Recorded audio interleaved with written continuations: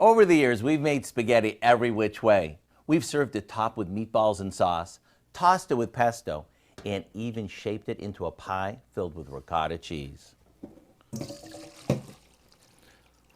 Well, today we're going all out with something new. A baked spaghetti cake that's brimming with crumbled sausage, Italian cheeses, and of course, spaghetti. Just watch how easy it is. We start by adding some ricotta and Parmesan cheese to a few beaten eggs,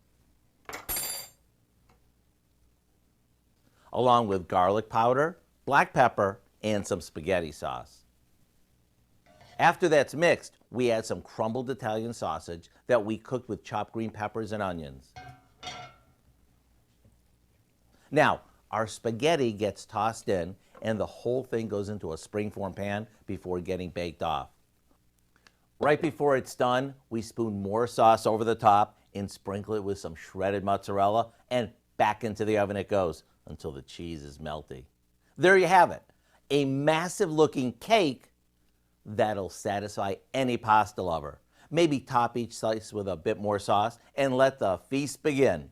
To get the recipe for what we call baked spaghetti cake, simply visit our website.